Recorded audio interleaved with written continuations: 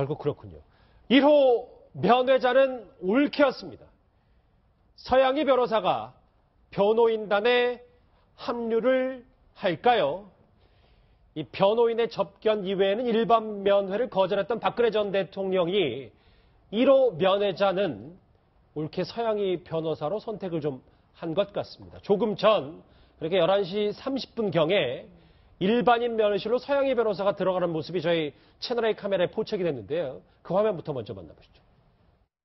무슨 일로 오신다는 잠깐 뒤에 어떤 말씀 나누셨습니까? 어떤 말씀 나누셨습니까? 합류하신 거 맞습니까? 야, 어떤 말씀 나누셨습니까? 한 말씀 해주십시오. 변호사가 합류하십니까? 한 말씀 해주십시오, 변호사님. 회장님.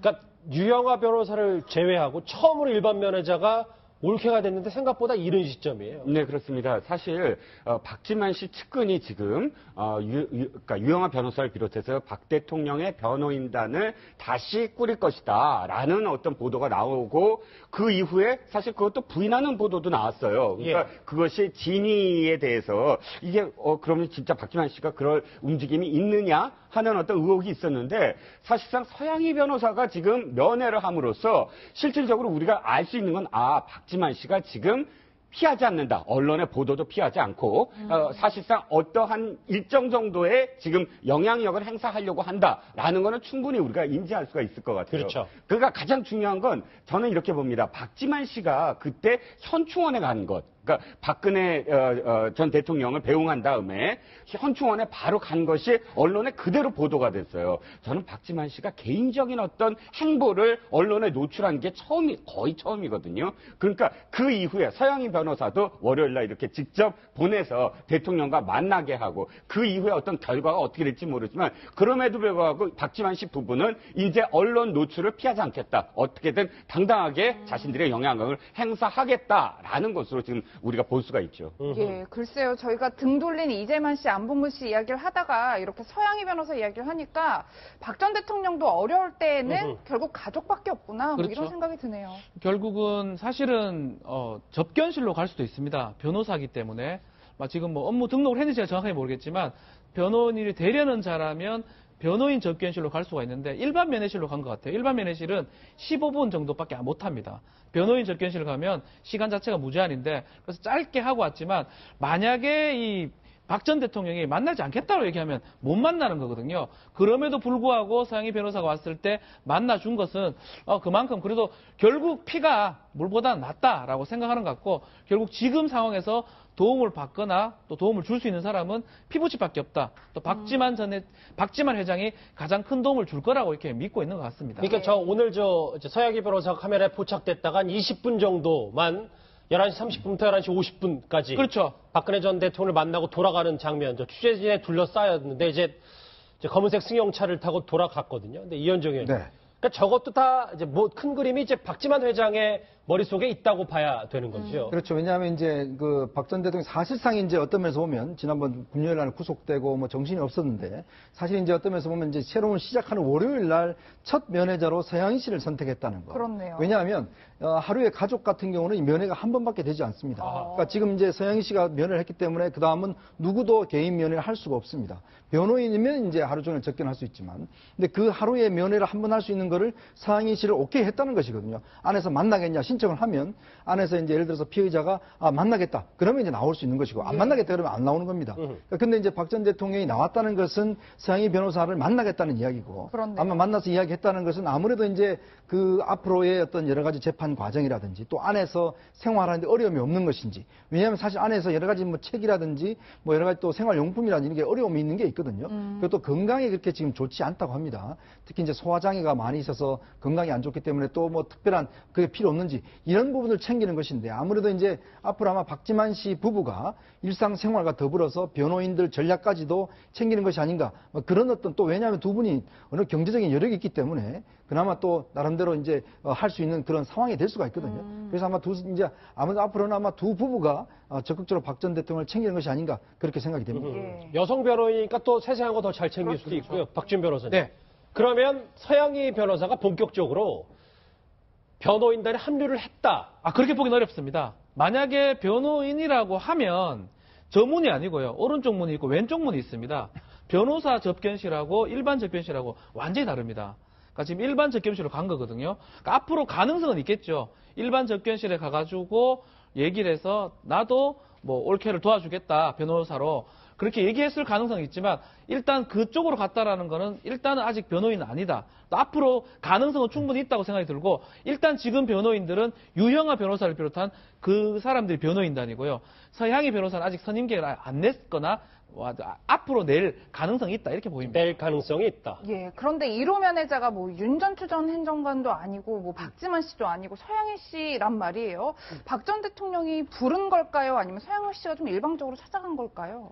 뭐 일방적으로 찾아갈 수는 없겠죠. 그 다음에 어차피 내일 이제 검찰 조사가 되지 않습니까? 그러면 가족 중에 누군가가 이 법률적 조언을 해줄 필요가 있는 거예요. 왜냐하면 뭐 유영아 변호사 해주지만 사실 서양희 이 변호사가 이 올케이면서도 변호사로서 왜 그 역할이 굉장히 중요하냐면 사실은 대통령의 그 전직 대통령 박근혜 전 대통령에 대해서 그래도 마음 터놓고 묻고 의심나는 점을 묻고 또 자신이 조언해 줄 것을 바로 기탄 없이 조언해 줄 수 있는 사람으로서는 서양희 변호사만한 분이 없거든요. 그 유영아 변호사라든지 다른 변호사들이 이제까지 아마 그 점에서 애로를 많이 느꼈을 거예요. 대통령하고 직접 상대해가지고 소통이 잘 안 되잖아요. 왜냐하면 그러다 뭐 자기들 생각대로 다 물을 수도 없고 생각대로 다 코치를 할 수도 없고 그 대통령 눈치를 자꾸 보고 해야 되니까 그 점에서 생각할 때는 이 서양희 변호사가 올케이면서도 사실 뭐 그동안은 제일 오직 유일한 가족같이 있었던 사람 최순실밖에 없었는데 이제는 없어졌잖아요. 그다음에 박근혜 전 대통령도 정말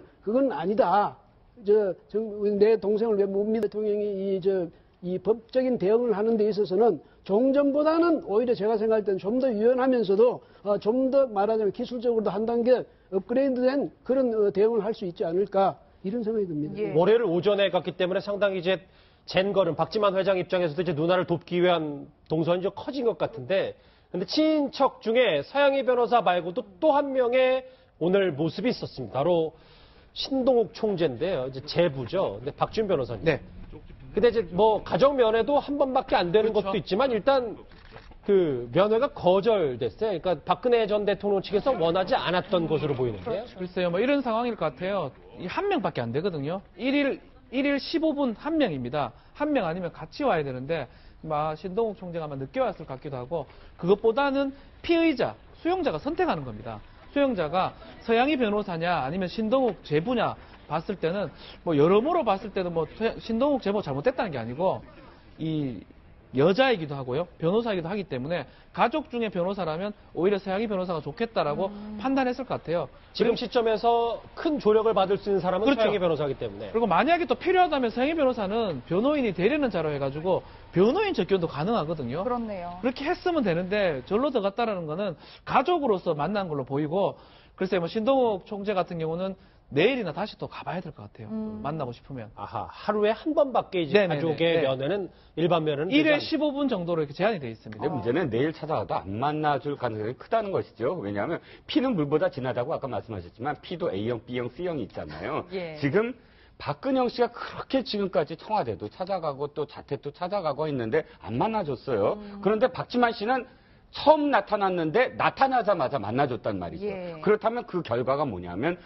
박근혜 전 대통령이 누구한테 지금 마음이 가 있느냐. 최소한 자기의 혈육이라고 진짜 만나줄 수 있는 사람이 누구냐. 이걸 갖고 뭐 돈이냐 아니냐를 떠나서 그 이전의 은원관계도 계속 아직도 풀어지지 않았던 그런 것들이 계속 있는 게 아니냐라고 봤을 때 신동욱 씨는 아마 내일 찾아가도 못 만날 것이다. 근데 이게 또 있어요. 왜냐하면 사실은 박지만 씨나 서양희 씨는 굉장히 과묵해요. 예. 이야기를 밖으로 안 하잖아요. 예. 근데 신동욱 씨나 박근영 씨는 사실 그동안 말을 굉장히 많이 해왔잖아요. 방송도 출연하고 이런데 박근혜 대통령의 그 성품으로 봐서 그런 쪽을 경계할 수도 있거든요. 그래서 뭐 아까 말하지만 사실 오래전부터 있었던 어떤 앙금도 있고 또 지금 혈육이라서 가까이 하고 싶은 마음이 설령 있다 하더라도 예. 이런 상황에서 혹시라도 밖에 나가서 또 무슨 다른 말을 하게 될 우려가 있으면 가능하면 피하고 싶겠죠. 예. 이해가 좀 됐어요. 서양희 변호사의 오늘 모습 화면으로 같이 만나보셨는데 이 서 변호사보다 먼저 방문했던 인물도 화면으로 보시죠. 무슨 말씀 나누셨어요? 변호인단 교체설 나오고 있는데 어떻게 생각하십니까? 내일 검찰 수사 대비 잘하고 계십니까? 아니, 서영희 씨랑은 만나셨습니까? 박 전 대통령 상황 어떠신지 한마디만 부탁드립니다. 말씀 한마디만 말씀 해주십시오. 한마디만 해주십시오. 예, 뭐 사실 내일 검찰 조사를 앞두고 있기 때문에 변호사 접견이 굉장히 길게 이루어질 것이다 이렇게 예상을 했는데 오전 중에 끝나고 돌아갔네요. 그래서 오전 중이라도 하더라도 이제 이 9시부터 시작합니다. 9시부터 12시까지 하는데 아마 다 썼을 걸로 보입니다. 그러니까 내일 질문할 것들 이런 것들 다 정리했을 걸로 보이고 지금 변호인을 바꾸냐 안 바꾸냐 얘기가 나오기 때문에 그런 얘기도 충분히 했지 않을까. 특히 구속 전 단계라면 검찰 출신 변호사가 유리하지만 구속 이후라면 재판까지 준비해야 되기 때문에 법원장, 법원 출신의 어떤 변호사들 선임이 필요하기 때문에 유영하 변호사가 아마 그런 얘기까지 다 했지 않을까 생각이 들고 앞으로는 뭐 구속 막는 게 목적이 아니고 뭐 법리 다툼도 중요하기 때문에 여러 가지 얘기를 하고 나간 게 아닌가 생각이 듭니다. 예. 서울구치소로 이제 검은색 수용차를 타고 이제 유영하 변호사가 왔다 갔다 하는데 어쨌든 뭐 이제 좀 갇힌 데서도 취재진이 계속 질문해도 한마디도 대답을 예. 하지는 않습니다. 근데 저 이현종 의원님 네. 실제로 모르겠어요. 서영희 변호사가 나설 수밖에 없는 이유가 법조계에서 유영하 변호사 말고도 제외하면 박 전 대통령 변호를 꺼린다는 얘기가 있었어요. 네, 뭐 제가 알고 있는 전직 대검 중수부장 출신 변호사도 자기도 제의를 받았다고 하더라고요. 변호를 좀 해줄 수 없느냐 하는 제의를 받았는데 본인이 이미 이번 사건과 관련해서 기업 관계자를 이제 이미 변호를 하고 있어요. 예. 그래서 이제 그런 것도 뭐 이유를 띠고 또 지금 상황에서 사실 박 전 대통령을 변호한다는 게 좀 문제가 있을 수가 있다. 또 이렇게 해서 했고 또 전직 이제 그 청와대 수석 출신의 변호사도 본인도 사실은 이제 뭐 제의를 받았지만 좀 곤란하다 이런 이야기를 했다는 거죠. 그러니까 그러고 보면 아마 이제 박 전 대통령 측에서도 여러 사람을 컨택을 많이 한 모양입니다. 특히 이제 바로 이제 퇴임한 전직 검사장이나 뭐 이런 사람 출신들을 하긴 했지만 대부분 아마 이제 직접적으로 이 사건에 좀 연루되기 어렵다 이런 것도 있고 또 이제 만약에 이번 사건이 연루가 되면 확실하게 이제 어떤 좀 본인이 좀 이게 만약에 친박이다 이렇게 이제 규정이 되어버리잖아요. 낙인이 찍힐 수 있기 때문에. 근데 뭐 어떤 정치인이면 괜찮겠지만 일반 이제 변호인 같은 경우는 그렇게 될 경우에 여러 가지 앞으로 어떤 변호사 수임이나 이런 데 문제가 생길 수가 있거든요. 이제 그런 것도 있고 또 이제 대통령에 대한 어떤 충성심이라든지 이런 것들이 이제 지극히 좀 그래 있는 분들이 크게 없다는 것이죠. 예. 근데 지금 단계에서는 또 보면 이제 전직 이제 아마 법관 출신들을 이제 아마 재판 단계 가면은 써야 될 겁니다. 왜냐하면 이제 여러 가지 문제 때문에. 근데 아마 이제 지금 박지만 씨가 이렇게 알아보고 있다고 하는데 제가 알기로는 그렇게 쉽지는 않다고 해요. 왜냐하면 당장 이렇게 선뜻 나서려고 하는 분이 있지 않고 또 이 사건 자체가 굉장히 복잡한 사건입니다. 그리고 이 사건이 뭐 분량도 많고 워낙 또 사회적 관심이 초점이 되는 사건이고 또 이걸 두고서 사회가 양분되어 있는 사건이기 때문에 변호인 입장에서 본다면 이런 정치적 사건들을 막기가 상당히 꺼려지는 게 현실이죠. 저게 뭐 수임료 얘기도 나오는데 그건 좀 더 앞으로 상황을 좀 봐야 되겠죠. 서영희 변호사의 방문으로 내일부터 있을 검찰의 조사에 박 전 대통령의 대응 전략이 바뀌는 건 아닐까 하는 분석도 나오고 있습니다. 과거 위기와 난관에 대한 대처를 언급했던 박근혜 전 대통령의 목소리 한번 들어보시죠. 과거 우리는 전쟁의 폐허와 최악의 상황 속에서도 함께 힘을 모아 세계가 놀란 발전을 이루어냈습니다. 우리는 할 수 있습니다. 정신을 집중해서 화살을 쏘면 바위도 뚫을 수 있다는 옛 말씀이 있습니다. 지금 우리 앞에 많은 난관과 도전이 있지만 우리가 마음과 힘을 하나로 모은다면 못 해낼 일이 없다고 생각합니다. 예, 뭐 못 해낼 일이 없다 이런 말을 했는데 사실 구치소에서 이제 박 전 대통령이 첫 주말을 보냈는데 들려오는 말에 의하면 비교적 적응을 잘하고 있다 뭐 이런 얘기들이 있더라고요. 네, 그렇습니다. 사실 이게 지금 서울구치소가 함구령을 내렸다지요. 지난번에 최순실 씨와 관련해서 이 재소자 중 한 명이 최순실 씨가 특혜를 받고 있다라는 말을 언론에 보도함으로써 파장이 커지니까 그 재소자를 또 이제 이감시키는 어떤 상황도 벌어졌는데 이번에 만약에 박 전 대통령과 관련해서 그런 식의 이야기들이 흘러나오기 시작하면 파문이 더 커지지 않겠습니까? 그래서 함구령이 내려졌기 때문에 사실은 언론들이 아무리 이제 경쟁을 한다고 하더라도 어떤 상황이 완전히 믿을 수 있는 어떤 상황이다라고 우리가 알 수는 없겠죠. 그러니까 지난 주말에도 사실은 박 전 대통령이 처음에 그 방에 들어가기 전에 펑펑 울었다. 뭐 이런 보도도 나오지. 하루 이틀 지금 상황이 또 지났고 그리고 박 전 대통령의 사실은 굉장히 심지가 굳은 사람이거든요. 저는 울었다는 대목이 참 믿어지지 않아요. 왜냐하면 절대로 최측근 앞에서도 사실 운 적이 없다는, 정말 한 번도 표정이 변하지 않았다는 그런 일화가 많더라고요, 보면. 감정을 보이지 않는다. 절대 감정을 보이지 않는다. 최측근 앞에서도 올림머리를 했지. 그러니까 그 문고리 사무방도 올림머리를 하지 않고는 만나주지 않았다는 것이거든요. 예. 흐트러진 모습을 보이지 않는다는 걸로 유명한 사람이라 지금 자기가 교도관들이나 이런 앞에서 이렇게 그 허점을 보일 리가 없다. 그렇다면 교도관들이 전하는 말, 지금 잘 적응하고 있다라는 것이 바로 그런 모습에서 비롯된 게 아니냐라고 추측할 수가 있습니다. 예. 잘 적응 중인 거에 또 하나 추가 보도가 있는데 박준 변호사. 네. 일단 뭐 자막으로도 나갈 텐데 보니까 책 8권 중에 그렇죠. 뭐 영어 사전도 있고 성경도 있고 뭐 이렇게 좀 어찌 보면 그걸 뭐 박근혜 전 대통령이 원했을지 아니면 변호인단이 뭐 알아서 넣어줄지 모르겠지만 성경과 영어 사전 좀 흥미롭네요. 절반 정도는 원했을 수 있고요. 아마 성경이나 이런 거는 뭐 본인이 원해서 얻는 경우도 있고 영치로 넣는다 그러거든요. 넣는 경우도 있는데 또 구치소 안에 책도 있고 신문 같은 것도 있습니다. 또 방송도 나오고 지금은 사실은 조금 뭐 이렇게 부정하고 분노하는 단계지만 그래도 벌써 조금 적응하는 걸 봤을 때는 책도 본다는 거거든요. 책 본다는 거는 일반적으로 구치소에 가면 책 같은 걸 보는 거는 거의 좀 타협이 됐을 때입니다. 책을 반입해서 읽어본다는 거는 최초에는 그렇게 못하거든요. 책을 본다는 건 그 현재 공간에서 마음의 안정을 그렇죠. 찾았다. 원래 같으면 부정을 하고 분노를 하는 게 일반적 단계인데 근데 벌써 책을 본인이 원해서 지금 많이 드러났다 그러면 책을 본다는 건 어느 정도 안정이 좀 있다라는 겁니다. 그래서 TV도 보고 뭐 책도 이제 본다 그러면 지금 이종훈 편집장이 말씀하신 것처럼 어느 정도는 조금 안정을 가지고 있는 게 아닌가 이렇게 보입니다. 예, 박지훈 변호사님, 저는 근데 그 방금 그래픽으로도 보셨는데 박 전 대통령이 휴일에 네.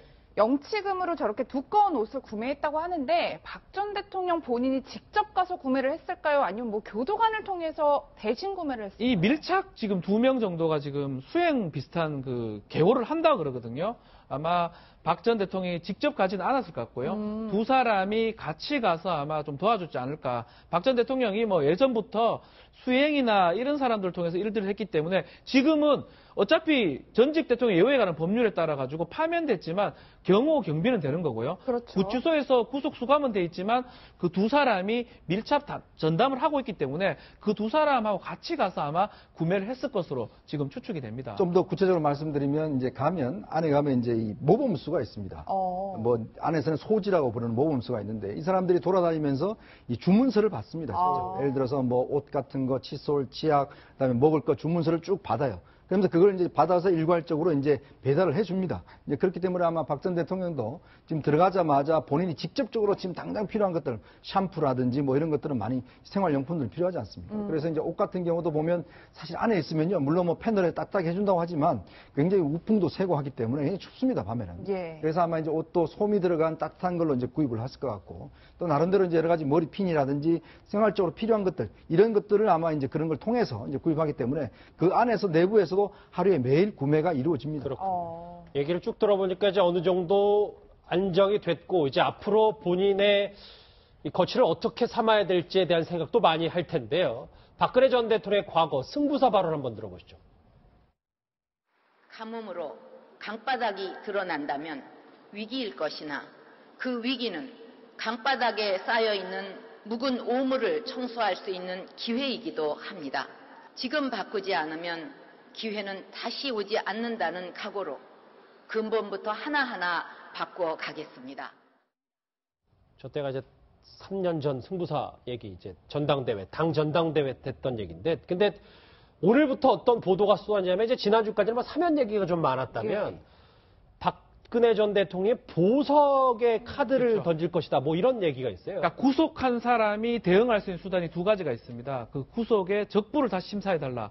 구속 적부 심사를 청구할 수 있고요. 심사가 아니고 사정이 변경돼가지고 어떤 조건을 이유로 불구속 재판을 받게 해달라. 보석을 또 할 수가 있습니다. 예. 구속 적부심 내지 보석 청구를 할 수 있는데 구속 적부심은 새로 판단해달라는 거고요. 보석은 지금 상황이 좀 바뀌었기 때문에 내가 어떤 조건이 맞아떨어지면 뭐 돈을 내는 경우도 있고요. 내면 내가 밖에서 재판을 좀 받게 해달라. 이건데 보석이 되려고 하면 두 가지 정도가 되면 가능해요. 건강 상태도 좀 볼 수 있고요. 특히 이제 이재용 부회장이 같은 사건이거든요. 이재용 부회장 내지 김규춘 전 실장, 조윤선 전 실장 이런 사람들이 재판에서 만약에 무죄가 된다 그러면 공범관계에 있는 사람인데 지금 범죄 중에 많은 게 떨어져 버릴 수가 있습니다. 그런 상황이라면 사정이 변경되고 또 몸 상태도 별로 안 좋고 이런 것들이 반영이 된다면 재판부에 보석 신청이 가능하고요. 막 그런 경우라면 받아들일 가능성도 배제할 수 없다 이렇게 보입니다. 그러면 저게 보석 신청이 받아들여질 수도 있다고 보세요? 그렇죠. 만약에 지금 구치소 생활을 잘하는 것 중에 하나 이유가 구치소 생활을 잘하고 몸 상태는 좀 건강 상태 많이 안 좋고 또 재판 과정에서 분명히 이재용 부회장 이런 사람들이 그 재판에서 무죄를 받다든지 이런 상황이 돼야 됩니다. 된다 그러면 많은 수가 떨어지기 때문에 그런 경우라면 보석도 가능성이 충분히 있다 이렇게 보입니다. 근데 이게 지금 뇌물죄 부분을 다투고 있잖아요. 그렇죠. 뇌물죄 같은 경우는 형량이 워낙 셉니다. 10년 이상이기 때문에 이렇게 중죄를 다루는 분들 같은 경우는 보석이 거의 된 적이 없어요. 그러니까 그리고 이제 예를 들어서 아까도 뭐 박 변호사 이야기했지만 이 부분과 관련해서 이제 전제는 이재용 부회장이 무죄가 나야죠. 이 부분과 관련해서. 그래야 저게 보석도 그렇죠. 가능하다. 그래야지만 이제 준 사람이 무죄가 나면 받은 사람도 무죄 아니겠습니까? 예. 그러니까 그러면 예를 들어서 다른 범죄, 예를 들어서 뭐 직권남용이나 이런 같은 경우는 형량이 적기 때문에 그럴 경우에 이제 어떤 재판부의 판단에 따라서 보석을 해줄 수 있지만 현재 상황으로는 보석 받아들이기는 힘든 상황입니다. 실제로 뭐 여러 가지 생각을 하고 있을 것 같은데 저희 채널A 단독 보도에 의하면 지금 구치소 내에 7인조 전담팀이 꾸려졌다는 건데 이거를 예우 차원이라고 저희가 생각을 해야겠죠. 네, 일단 지금 이 방 때문에 그렇습니다. 그러니까 22호실로 알려져 있는데 22호실을 새롭게 좀 다시 만들면서 원래는 전부 다 CCTV로 감시하게 돼 있거든요. CCTV 감시하는 이유 중에 하나가 혹시나 불상사, 혹시 뭐 위해를 한다든지 자해 같은 그런 또 불상사도 일어날 수 있는 가능성이 없지 않기 때문에 그런 이 CCTV 같은 것을 설치하고 감시의 어떤 그런 이 보호 겸 감시의 역할을 하는데 문제는 CCTV를 설치를 하지 않은 거죠. 박 전 대통령에 대해서 좀 예우 차원이에요, 그거는. 24시간 어떤 감시한다는 그런 압박감을 또 주는 것이니까 대신 7명의 어떤 여성 전담 교도관을 배치를 하는데 7명 뭐 전부 배치를 해서 무슨 시중을 두는 것이 아니고 2인 1조씩 3교대입니다. 그러니까 2인씩 해서 이제 그 보호 겸 또 감시도 할 겸해서 배치를 한다 해서 사실 이거를 뭐 특혜다 또는 뭐 너무 예우한 게 아니냐라고 보기에는 그러니까 지금까지는 사실 전직 대통령이 남자였잖아요. 그렇죠. 근데 이제 여성 대통령, 여성 전직 대통령이니까 이 정도의 어떤 그런 시스템을 갖추는 게 아니냐라고 보여집니다. 그래서 그런지 몰라도 교정본부, 그러니까 서울구치소 관계자들도 위원장님 보니까 이제 박 전 대통령 관련된 여러 구치소 내 생활들을 절대 발설하지 말라 뭐 이런 얘기까지 하더라고요. 왜냐하면 이게 이제 대통령 경호와 관련된 중요한 문제가 있고 또 이런 것들이 일거수일투족이 나올 경우에 문제가 될 수 있죠. 이 CCTV를 뗀 것도 사실 그런 조치입니다. 왜냐하면 CCTV를 달고 있으면은 다른 교도관들이 좀 볼 수가 있지 않습니까? 대통령 일거수일투족을. 혹여나 이제 그런 것들이 외부로 유출될 수 있는 가능성이 있기 때문에 차단한 것 같고 특히 이제 여성 교도관들만 2차간 배치를 해서 직접 눈으로 보고 할 수 있도록 하고요. 그런 상황이고 아마 대통령이 지금 있는 그 방은 아마 제가 알기로 임시로 있는 방으로 알고 있습니다. 지금 현재 이제 다른 곳에 어떤 조금 더 이제 이제 쓰는 방을 지금 현재는 옛날에 혼거방이라고 해서 여러 사람이 있는 방을 임시로 이제 있는 것이고 지금 이제 다시 옮겨갈 방은 나름대로 그래도 조금 이제 응접실이나 이런 것들이 있는 시설 조금 옛날에 이제 미군들이 사용하던 그런 시설이었는데 조금 시설 나은 곳으로 아마 제가 알기로는 이가만 옮기는 것으로 알고 있거든요. 그러니까 그렇다면 현재로서는 아마 대통령이 좀 임시로 있으면서 좀 적응을 하는 단계가 아닌가 그렇게 생각이 듭니다.